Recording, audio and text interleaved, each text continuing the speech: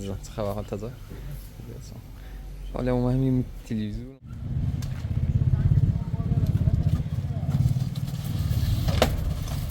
آوردیم داخل ساختمون و حالا و او ای یعنی تخلیه زحمت چشید و اینو آورد و موی آمد.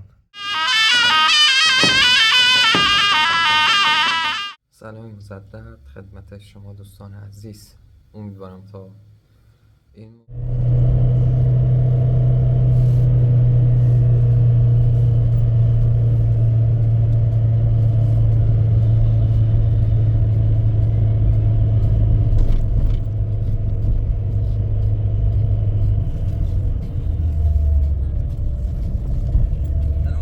امیدوارم حالتون خوب باشه و هیچ گونه مشکلی داخل زندگی نداشته باشین. راستش من امروز به مراسم تشییع جنازه اون دانش آموز نرفتم، چون میدونستم با رفتنم و دیدن اون صحنه‌های غمگین دوباره حالم بد میشه و این چه تصمیم گرفتم دیگه داخل این مراسمات شرکت نکنم تا وقتی که حال روحیم بهتر بشه و این چه برم تلویزیون رو بیارم نصبش کنیم و یک سری هم به شرکت اسنووا که ماشین لباسشویی جاروبرقی رو ازش خریدیم ببینیم کسی پیدا میشه بیاد ماشین لباسشویی رو واسه ما نصب کنیم یا نه. این قبلش بریم داخل فست فودی یک ساندویچی بخوریم و بعدش این کارا رو انجام بدیم.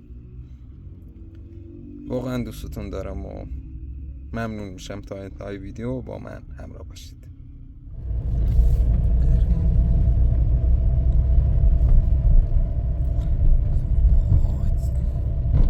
از این خیابون واقعا متنفرم.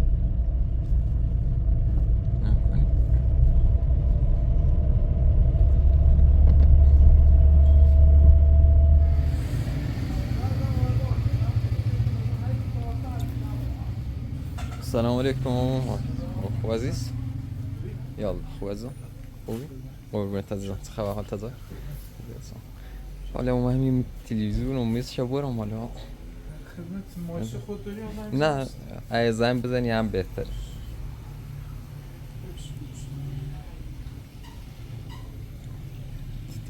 زنگ بزنیم و یکی نداره.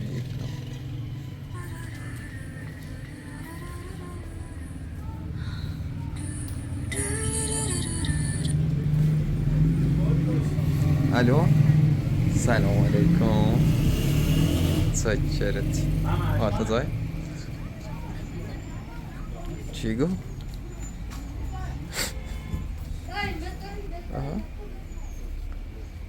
چی گفت؟ همچی نه با میتام ولا کاملا ردی کنم ولا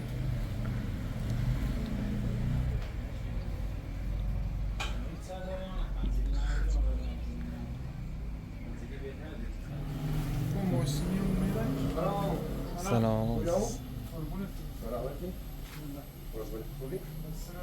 سلام چلی خوبی چلی؟ خوبی قربونت عزیزم. تشکر عزیز. خواهم تلویزیونی یا تلویزیونی هم داخل انباره؟ داخل انباره. چی بدون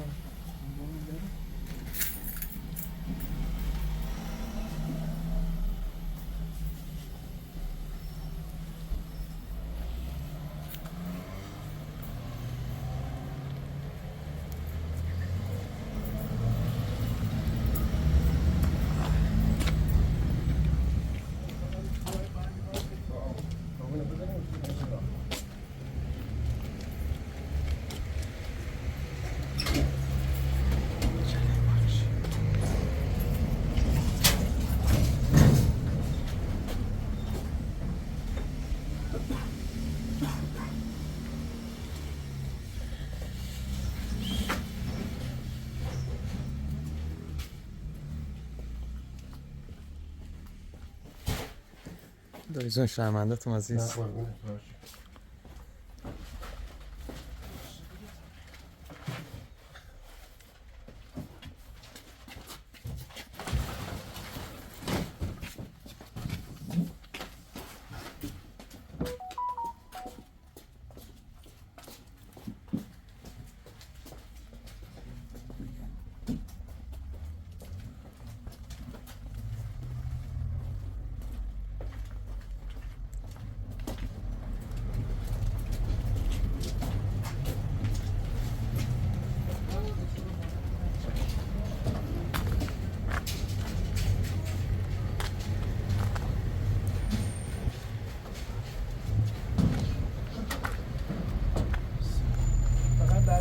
هم داخلش بسته این بر باز سنم؟ کن دست درست با هم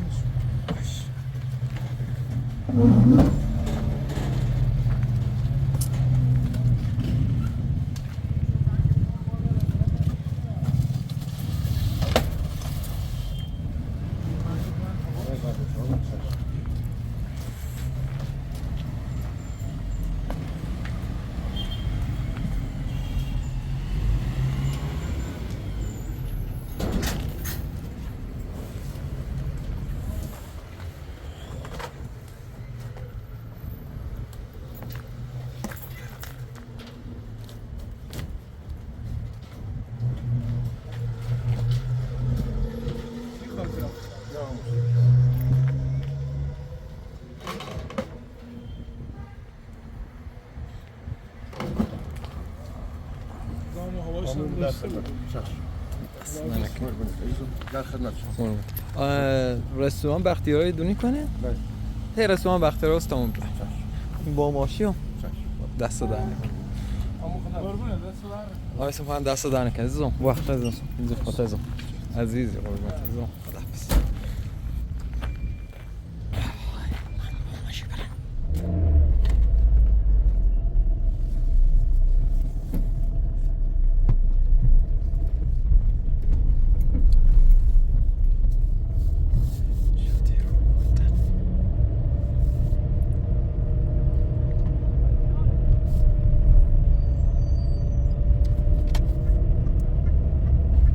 تلویزیون آوردیم داخل ساختمون و حالا این فقط نیاز به یک دستمال داره چه تمیزش کنیم چون داخل انباری بود و این چه ابوالفضل هم تازه بهم زنگ زد گفت کسی که مسئول نصب کردن ماشین لباسشویی هستش تا 10 دقیقه دیگه میاد.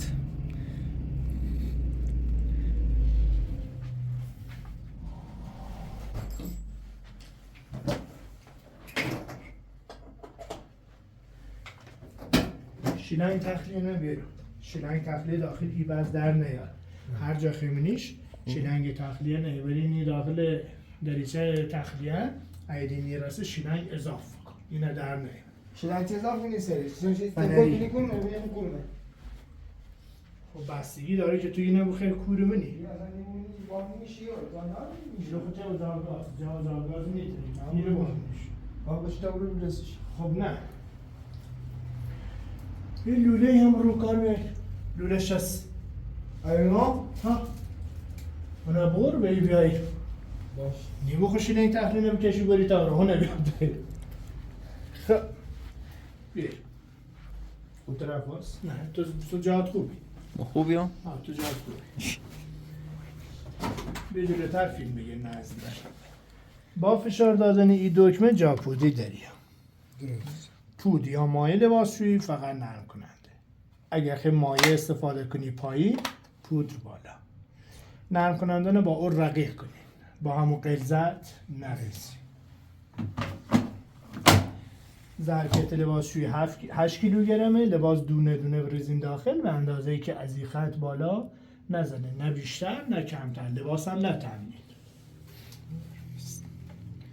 چندین برنامه شستشو داره دستگاهتون فارسی زیر هر یکیش نوشته چه برنامه مخصوص چه لباسیه بهترین پاک کننده کتون لباس‌های پنبی کمترین زمان شستشوی ما کویک 15 با چرخوندن این خط رو برو هر برنامه دستگاه روشنه برنامه کتون 2 ساعت و 22 دقیقه زمانشه با فشار دادن دکمه تمپ دکمه اول دمای آب مشخص کنه و با هم یه طریق تغییر بی افزایش یا کاهش بدیم درست استاندارد ما 30 یا 40 دیلی تأخیر در شستشوی زمان دی و دستگاهی چند ساعت شروع کن و کار مثلا 3 ساعتیه استارت کنی بعد این ساعت شروع کنی برنامه اجرا می‌کنی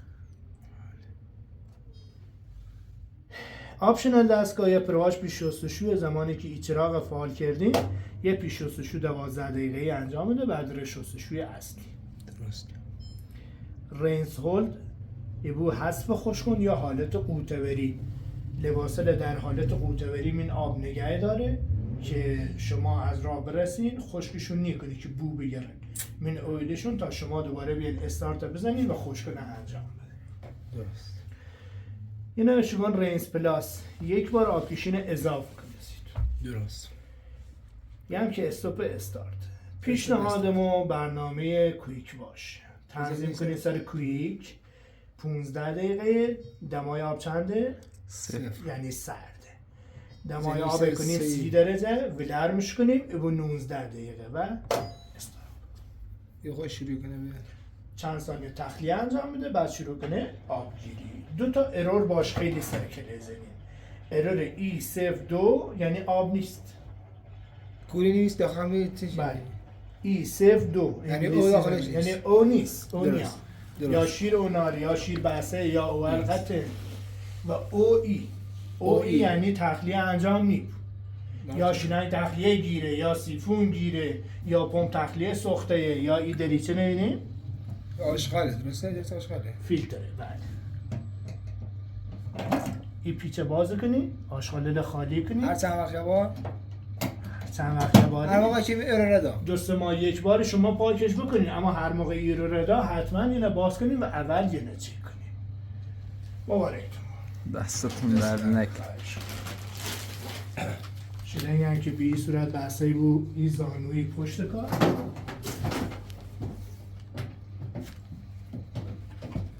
پشت کار همین خط که تکون نخوره نیازی نیست.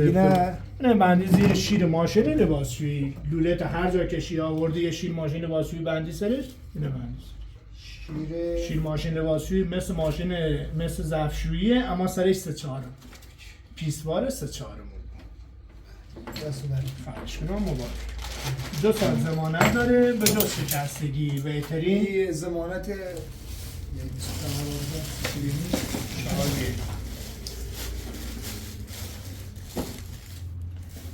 یه طرح بیمه دستگاه داره بهترین 1 سال گارانتی موضوعاتی دستگاهتون تهیه کنید.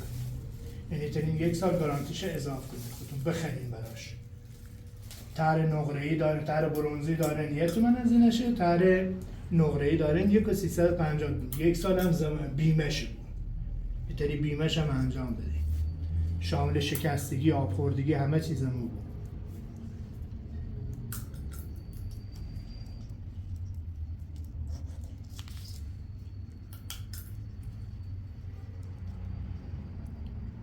اسحاقی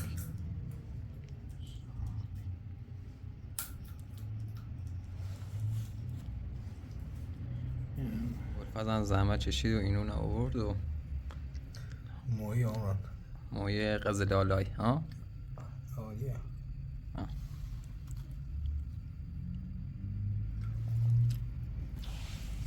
پوستشون که من بردارم شکل میشه. دست در نکن عزیزم. دوستان همونطور که گفتم من به مراسم تشییع جنازه اون دانش آموز عزیز نرفتم ولی خب میتونید صحنه‌هایی از این مراسم رو ببینید. شاید کیفیت لازمی رو نداشته باشن ولی خب تونستم تنها این کلیپ ها رو پیدا کنم و اینکه واقعا دیدن این صحنه هایی با چشمای خودت و در اونجا موندن خیلی سخت و دردناک هستش. حالا بعد از اینکه این کلیپ ها رو دیدین به سوالات شما دوستان عزیز پاسخ میدم.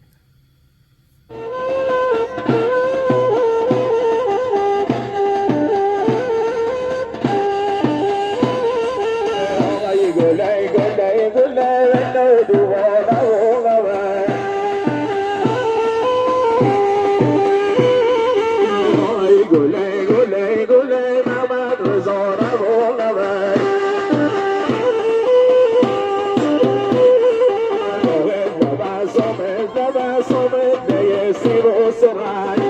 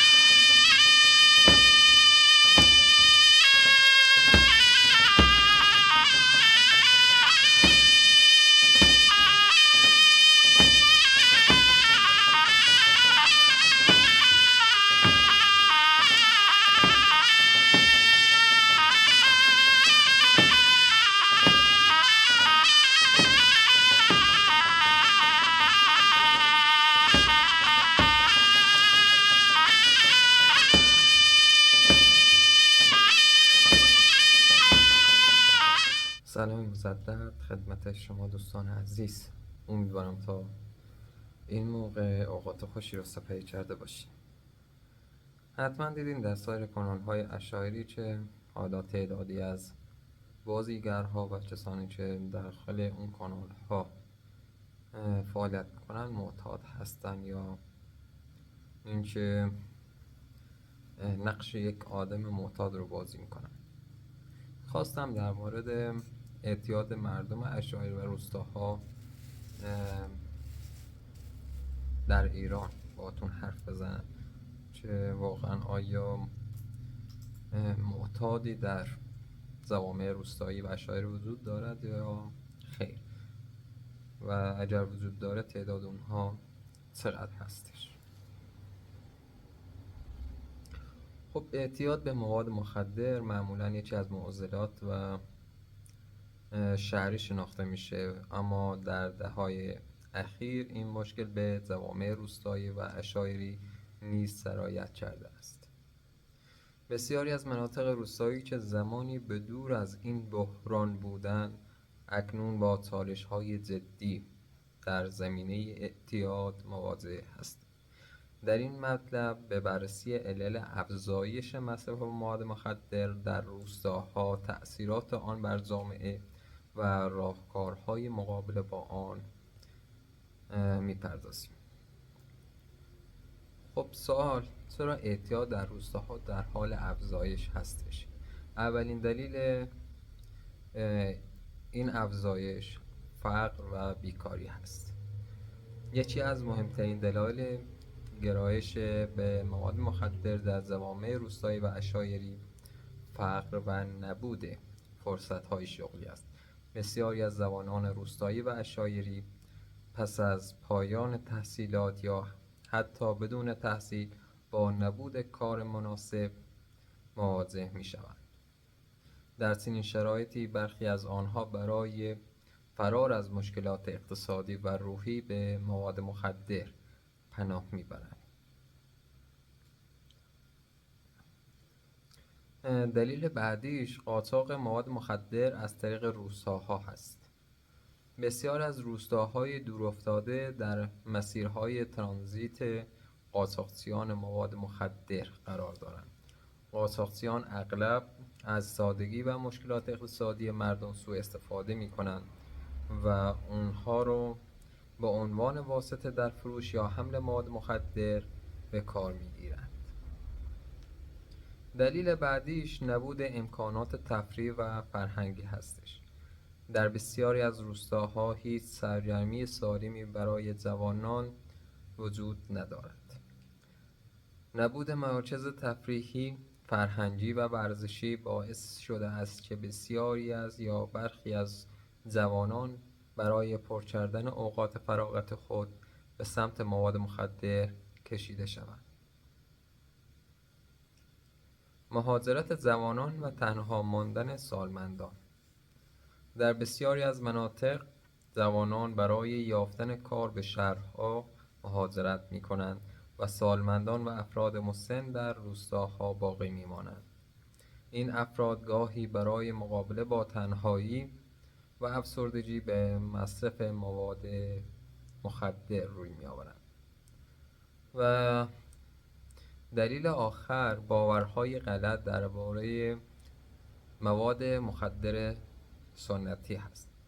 در برخی از جوامع روستایی این باور وجود دارد که مواد مخدر سنتی مانند تریاک ضرر کمتری نسبت به مواد مخدر صنعتی دارد.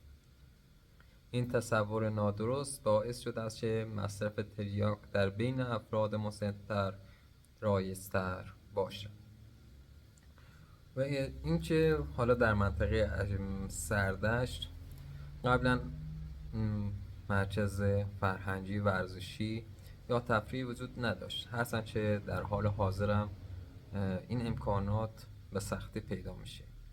ولی در زمانهای قدیم وقتی این امکانات در حد صفر بود و جوانان نمیتونستن اوقات فراغت خودشون رو به خوبی سپری کنن، مجبور میشدن به سمت مواد مخدر روی بیارن و متاسفانه بسیار از زبانان منطقه سردشت معتاد شدم. یک نفری بود که واقعا خوشتیپ و بسیار زیبا بود، ولی خب به دلایلی که نمیخوام آبروی اون شخص بره اسمشو بیارم. این شخص رو اگر شما الان ببینید با یک اسکلت بدون استخوان هیچ فرقی نداره و مواد مخدر متاسفانه این زبان خوشتیپ و زیبا رو به یک زبان پیر و لاغر تبدیل کرده هستش. و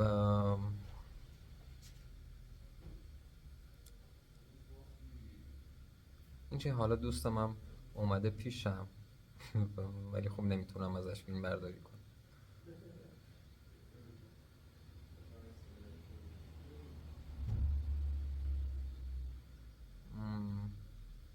حواسم رو پرچه. چه موادی در روستاها بیشتر مصرف می شود؟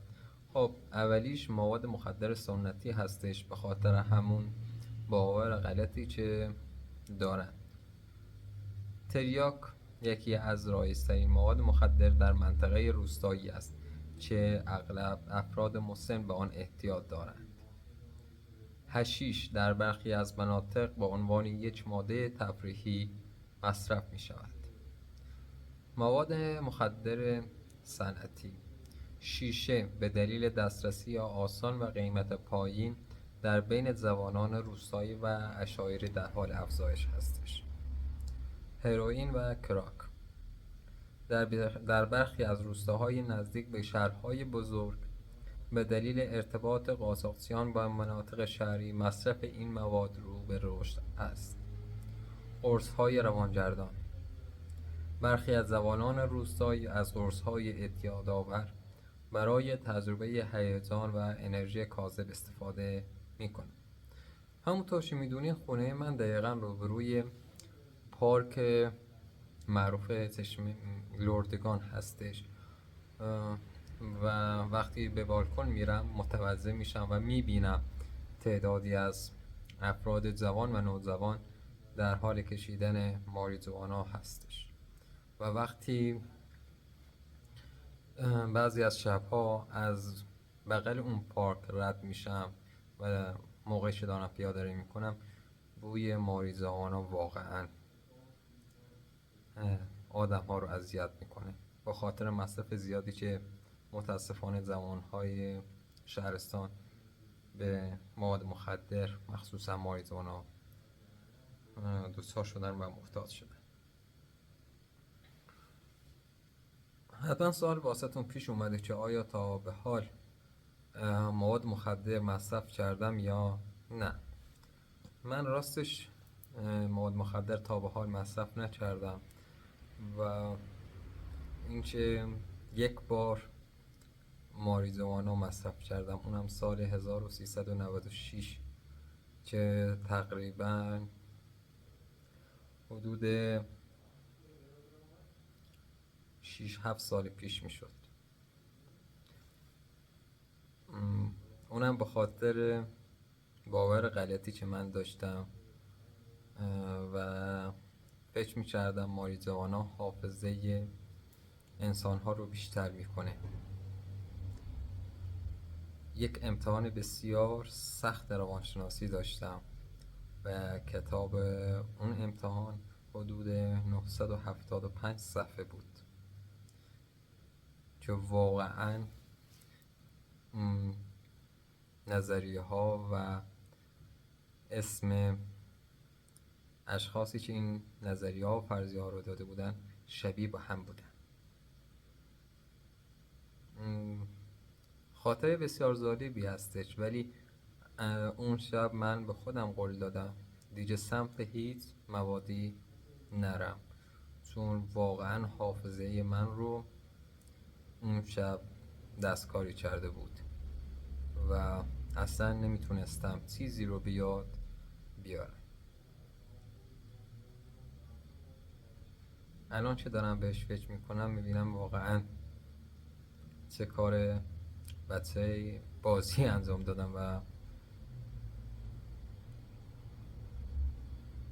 اون موقع عاقل نبودم واقعا و همچین کاری رو انجام دادم. ولی واقعا فهمیدم که نباید سمت همچین موادی کشیده بشیم. خب تأثیرات اعتیاد بر جوامع روستایی و عشایری. فروپاشی خانواده ها.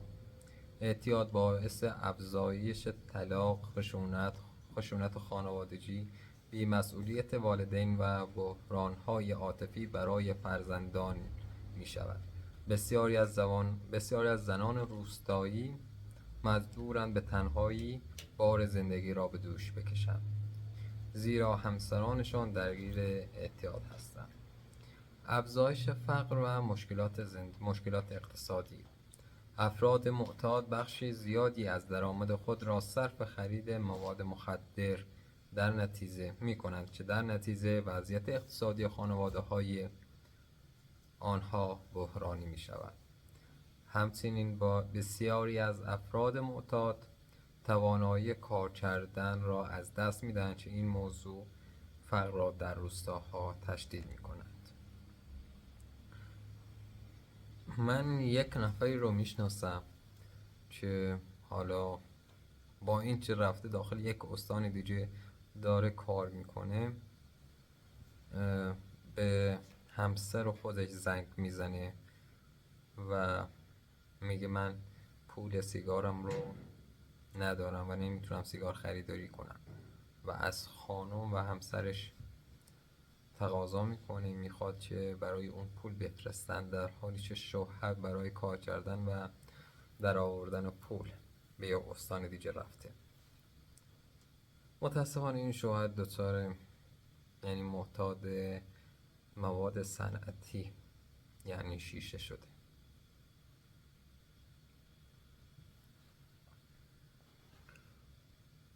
افزایش جرم و ناامنی. سرقت و دزدی. بسیاری از معتادان برای تأمین هزینه‌های مواد مخدر اقدام به سرقت از مزارع، خانه‌ها و دامداری می‌کنند. در گذشته در منطقه سردشت واقعا کسی دزد نبود و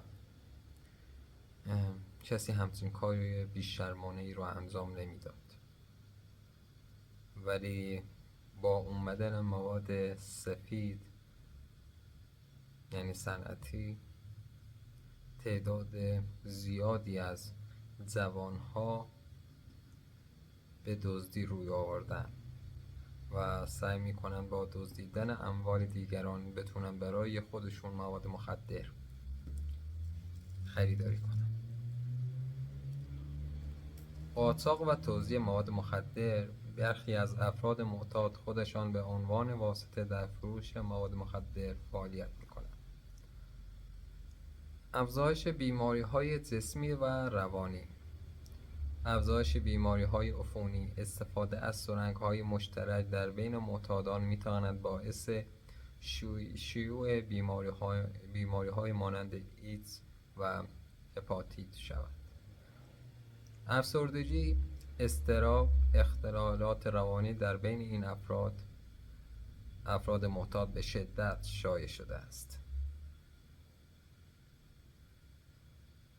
حالا چندین راهکار برای مقابله با اعتیاد در جوامع روستایی و عشایری جمع کردم که حالا به صورت مختصر فقط اونها رو میگم. افزایش آگاهی و آموزش.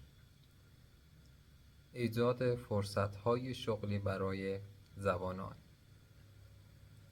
تقویت نظارت و برخورد با قاچاقچیان مواد مخدر. توسعه امکانات درمانی و کمپ‌های ترک اعتیاد.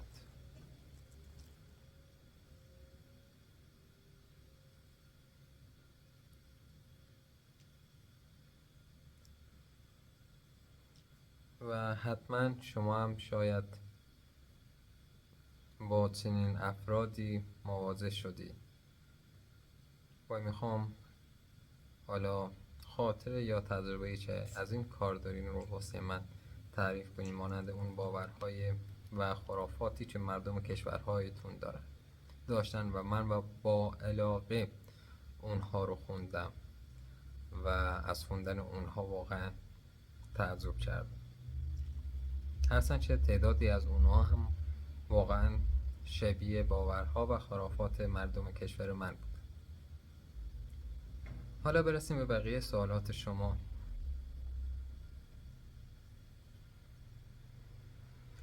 آیا در ایران بیمه سلامت دارید و اجباری است؟ بیمه سلامت داریم ولی خب اجباری نیست.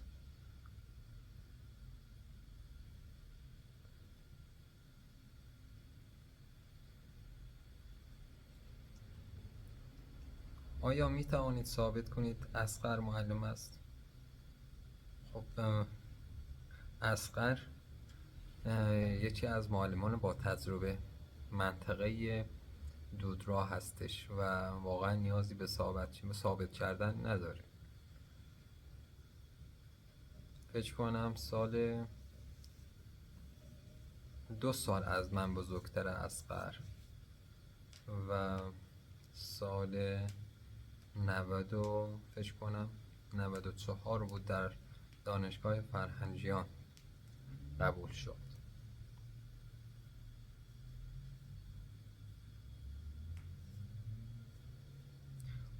یک پرده سفید قشنگ توی مغازه که تشک خریدی دیدم. میشه بگی قیمتش چنده؟ تکه‌ای فروخته میشه یا متری؟ خب این پارچه ها رو من واقعا قیمتشون رو نمیدونم ولی به صورت متری خرید و فروش میشن و سعی میکنم در تماسی بگیرم و قیمتشون ازشون بپرسم.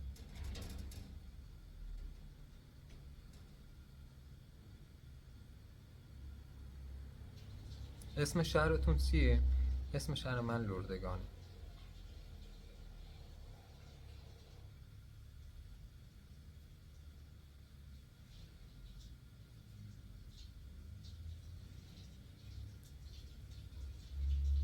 خب حالا دوستان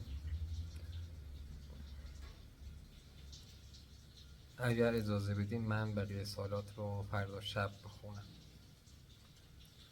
امیدوارم هر کجای جهان هستید یک زندگی شاد، موفق، پیروز و پربرکتی داشته باشین. دوستتون دارم و خدا نگهدار.